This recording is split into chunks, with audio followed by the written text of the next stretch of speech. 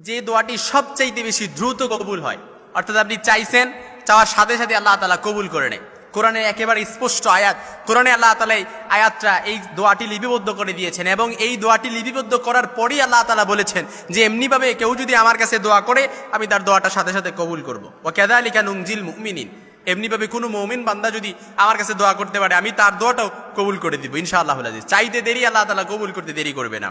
হাদিসের মধ্যে আল্লাহর হাবিব বলেন, দুনিয়ার ভেতরে এই দোয়াটি যদি কোনো মুমিন বান্দা পড়ে, কেউ যদি আল্লাহ তাআলার কাছে দোয়া করে, বিপদ আছে আল্লাহ তাআলা তার বিপদ দূরীভূত করে দিবে, উদ্বেগ উৎকণ্ঠা আছে আল্লাহ তাআলা উদ্বেগ উৎকণ্ঠা দূরীভূত করে দিবে, পেরেশানির ভেতরে আছে আল্লাহ তাআলা পেরেশানিও দূরীভূত করে দিবে। মোট কথা হচ্ছে এই দোয়াটি পড়ে চাইতে দেরি আল্লাহ তাআলা কবুল করতে দেরি করবে না।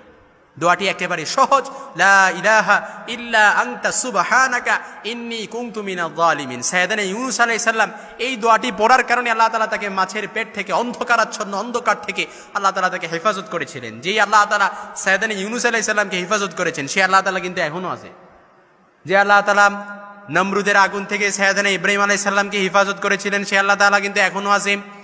যে আল্লাহ তাআলা সাইয়েদনা আইয়ুব আলাইহিস সালামকে হেফাজত করেছিলেন সে আল্লাহ তাআলা কিন্তু এখনো আছে। যে আল্লাহ তাআলা সাইয়েদনা ইউসুফ আলাইহিস সালামকে কুয়া থেকে হেফাজত করেছিলেন সে আল্লাহ তাআলা কিন্তু এখনো আছে। কুয়া থেকে মিশরের বাদশা বানায় দিছে, সুবহানাল্লাহ বিহামদি, সে আল্লাহ তাআলা এখনো আছে। এজন্য খুব বেশি বিপদে পড়ে গেছেন, দেয়ালে পিঠ থেকে গেছে, কারো কাছ থেকে সহায়তা পাওয়ার আশা ছেড়ে দিয়েছেন, দুনিয়ার সবার কাছে মুখাপেক্ষী হয়েছিলেন কিন্তু কারো কাছে ওইভাবে সহায়তা পান নাই, একেবারে দেয়ালে পিঠ থেকে গেছে, কোনো সমস্যা নেই। আল্লাহ তাআলার কাছে চান, লা ইলাহা ইল্লা আনতা সুবহানাকা ইন্নী কুনতু মিনাজ জালিমিন। আল্লাহ আপনি ছাড়া আর কোনো মাবুদ নাই, লা ইলাহা ইল্লা আনতা সুবহানাকা, আপনি অতি মহান পবিত্র, ইন্নী কুনতু মিনাজ জালিমিন, নিশ্চয়ই আমি জালেমদের অন্তর্ভুক্ত। আল্লাহ আপনি আমাকে হিফাজত